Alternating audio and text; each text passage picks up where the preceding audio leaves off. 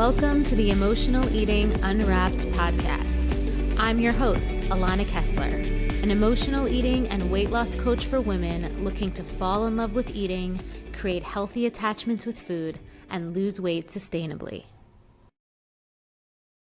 Hello, and welcome back to another new episode of Emotional Eating Unwrapped. I'm your host, Alana Kessler, and today's episode is for the woman who has done all the work, right? You feel like you've done all the work, you've read all the books, you've tried all the plans, you've downloaded the apps, but you still find yourself stuck in the same eating patterns that you promised yourself you believed that you would be free from at this point. And maybe if you're being really honest with yourself, you have been running in this circle for a really long time, right? This hamster wheel for a really long time. And then if you take the lid off of the frustration, and this is where we're going to go today, we're going to take the lid off of the frustration and we're going to take a look a little bit deeper and realize that it didn't start with you. It didn't start with you. The guilt, the shame, the rules, right? The belief that food needs to be earned, that hunger is scary or suspicious or unreliable, that pleasure needs to be justified, eating something delicious and sweet needs to be justified. It started way earlier than you, way earlier than when you entered into this hamster wheel. Before you even had words for it, watching your mom skip meals potentially, hearing your grandmother call second helpings bad habits or, some sort of problem, right? Seeing love and control get served up on the same plate of food, right? Judgment, love, all intertwined in one. Because today we're going to be talking about the mother-daughter food cycle. Right. And it doesn't have to be literal mother-daughter. It's really about our female influences in our lives. So if you didn't grow up in a traditional mother-daughter environment, you can relate this to women that were your role models. So this can be literal for some, not literal for others, but just think about the way that the narratives of the women in your life might have influenced your entry into this hamster wheel. Because our relationship with food and our bodies, it didn't just begin in adulthood, right? We might be living it out in our adulthood, but it didn't begin in adulthood. It was shaped in kitchens, in silence, in different generations that were trying to survive, right? In a world obsessed with fitness and control and maybe even scarcity. Right? So if you've ever thought, why is this still so hard for me? I want you to zoom out. And, zooming out, I often say, makes things a lot easier to feel like they're healable. So I want you to zoom out and realize that maybe it's not just yours to carry. Maybe it's inherited. But maybe, just maybe, you are the one who gets to end the cycle. Okay, so let's get into today's episode. We're going to talk about the inheritance that you possibly didn't even know you were carrying, because most of us weren't explicitly taught how to eat. Right? We weren't taught how to eat high nutritional food, right? We weren't taught how to nourish our bodies and also feel good about eating, and a lot of us weren't taught these things.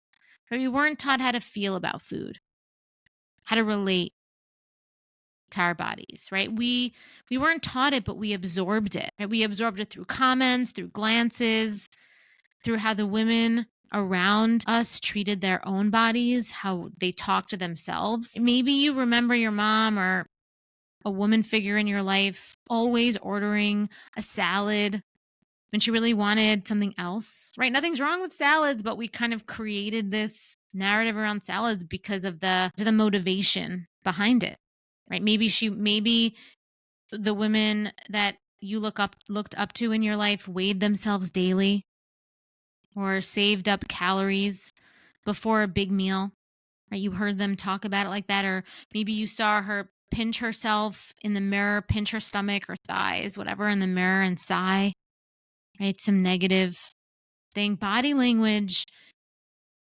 is so important, right? Like oftentimes we learn more from what is unsaid, right? We learn more through tone. So not necessarily unsaid, but we learn more through tone, through sometimes unspoken language like body language. Maybe food in your experience for the women that were role models for you, maybe it was really complicated. Maybe they use food to soothe, to celebrate, to avoid, right? There was always some emotional charge around food and some explanation and some desired emotional result for why they were eating, but it was rarely ever neutral. And so even if it is your mom, or even if the woman role model in your life was deeply loving, she was also likely swimming in the same really murky waters of diet culture that you're now trying to climb out of. So, of course, you picked up beliefs and self-talk, negative self-talk. Of course, you picked up food noise, like finish everything on your plate. You've been good today, you deserve a treat, right? Oh, that food is bad. That's bad. That's like bad for you. This is a quote unquote clean food, right? Like labeling foods, right? These are the kind of messages, verbal and nonverbal, that gets stored in your nervous system. And it's not because there's some sort of malfunction in you. It's just because you were trained to believe that food equals value, that weight equals worth. This is what you were trained on a subconscious emotional level. Okay, so now let's fast forward, right? How these beliefs show up in your relationship with food, right? You're grown now. You're an adult woman. Maybe even you have kids of your own. Maybe you've gone through different seasons of your relationship with your food and your body. Maybe you've done macros and keto and Whole30 and juice fasts and, lots of rules, structure, restriction, followed by seasons of chaos, right? Maybe you've done intuitive eating. I think that's chaotic, right? The intuitive eating as a diet program, right? Maybe you've done all that. Maybe you've done it more than once. And now maybe you're tired of the seesaw, swinging between all in and starting over on Monday. And you're thinking, because now you're like this adult woman, you have this great job, you have it together in so many other areas of your life, you have your own children, and you're like, why is this still running my life? Right? Like, why is this still running my life? But here is the truth. Here's the thing. When food is layered, when it's layered with shame, when it's layered with your identity, when it's layered with legacy, it's never just about the food. And so you might have not realized it before this episode. Hopefully now you're realizing it. But the habits and the behaviors and the obsession and the constant noise in your brain, the anxiety that you struggle with today in this moment, right? The binging, the emotional overeating, the obsessing over your body, they're often echoes of what was modeled for you, even if it was unintentional. Okay, we're not going to assume that anybody did this intentionally, because like we said, this is often really generational and influenced by culture too. So maybe your mom or the female figure in your life, or it might have even been your dad, right? Like it might have even been a male figure. I'm not even just going to say this is always just women, because it can also be men. right? So maybe no one ever said you needed to lose weight, but you watched them fight with their own body every single day, right? Maybe no one ever told you explicitly not to trust your hunger, but every woman in your life taught you through their actions that it wasn't to be trusted. This is how food becomes emotional, even before you ever have the language to say that you're an emotional eater. But the thing is, once it becomes emotional, it evolves. It becomes protective. It becomes something that feels overpowering. And that's what makes this cycle so hard to break, because it's not just personal. It's really generational. I remember what it felt like to be stuck in the cycle of emotional eating. I tried every diet out there, counting, tracking, restricting, but nothing ever worked. Food controlled my life, my thoughts, and I constantly felt guilty after eating. But once I learned how to heal the emotional triggers behind my eating and trust my body, everything changed. I stopped obsessing over food, the weight started coming off naturally, and I found real freedom in how I ate and lived. So, I created the Sober Eating year-long mentorship to help other women experience the same transformation. So you can stop battling with food, you can lose weight without deprivation, and you can feel confident in your body again.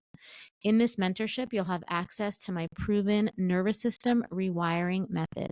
You'll have access to live coaching with me, weekly accountability, and a community of women who truly understand your journey. You'll also have free access to my signature programs, the Emotional Eating Solution and Decoding Permanent Weight Loss, valued at $2,000. Click the link in the show notes to explore the mentorship today. You don't have to do this alone. I'll be right there with you every step of the way.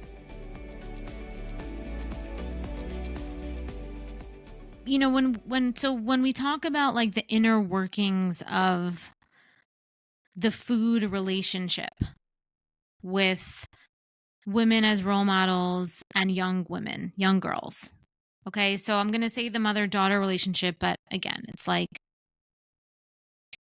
older, more adult women kind of modeling a relationship with food and eating for younger girls.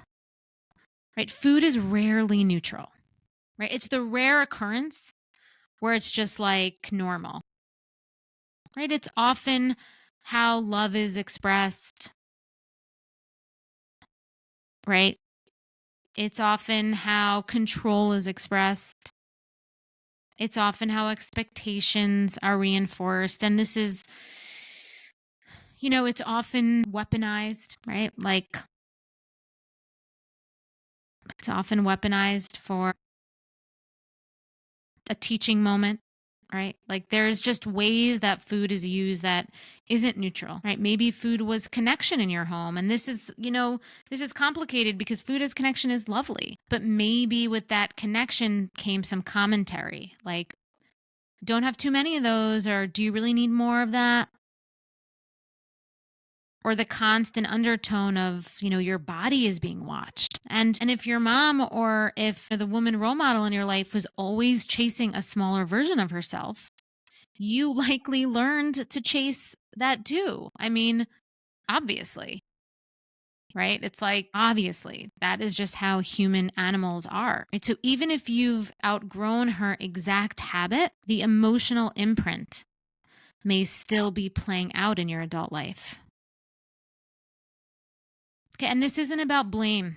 I'm not blaming anybody here. This is like I'm just kind of speaking neutrally here. Okay, so this isn't about blaming her, whoever her is in your life. It's about understanding the system that she herself was trapped in and now recognizing that you are now an adult and have the agency to decide whether you want to keep following its rules. Right? This system. So, what do you want to do with all this, right? Now that we've talked about this, how do we break the cycle without the pressure to get it perfect, because that is key, right? So how do we break the cycle without the pressure to get it perfect? How do you start untangling these beliefs and imprints that were handed to you long before you could even consent to them? How do you do this? And so you do this by noticing. You start by noticing. Noticing when your food guilt starts to feel like someone else's voice. Noticing when you start restricting, not because you want to, but because it feels like it's what you should do. Noticing how often your inner critic sounds just like the women who were your models. And then bit by bit, you rewrite the script. Bit by bit. You give yourself permission to eat for satisfaction, not approval, not perfection, not to do it right. You move your body not to punish it or to burn calories or to earn food. You do your best to raise your children to see food as neutral, not moral. You don't need to swing to any extreme here, right? You don't need to get this perfect, but you do need to make it yours.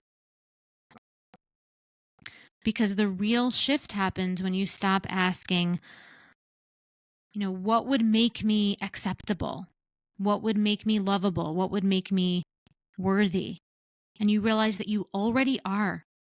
And the question is, what would make me whole? What would make me whole? And so before we end, I just want to sum it up by reminding you that healing your relationship with food, healing emotional eating, body image, self-worth, self-love, it's not just about changing what's on your plate. It's about releasing the parts of your story that never belonged to you in the first place. And I'm not going to lie to you, this work is hard. It's hard. It takes time. It's not going to happen. It's not going to happen in a flash. It might take a couple of months. I always give the example that it takes 9 months to grow a child inside of us and then birth a child that, is helpless and has to grow, right? So if we want to birth a new version of ourselves, I always say that to expect it's going to be less than 9 months, especially if we've been alive for 20 something, 30 something, 40 something, 50 something, 60 something years, it's totally unrealistic, right? So be prepared for it to be a process. But realize that every time you choose acceptance and softness over shame, presence over perfection, right? Like the process over being perfect, you're creating something new. And you're not just breaking patterns, you're building trust. This is the act of building trust. I get that question all the time too. Like, how do I trust my body? This is it. Right? You're building trust with your body, with your hunger, with your voice, right? So here's to being the one who stops the cycle, right? Not because you have to fix your family, right? Not because, for no one else but you. Because you're finally choosing to take care of yourself, okay? So that's all I have today. Really excited to hear what you guys think of this episode. You can always leave comments on Spotify and even on Apple, I believe, to share with us what you think about the episode. And if you are loving the podcast, I love releasing these podcast episodes for you. Please follow us. Please like us. It really helps get our podcast out there. And until next time, I'm Alana, and thank you for listening to Emotional Eating Unwrapped.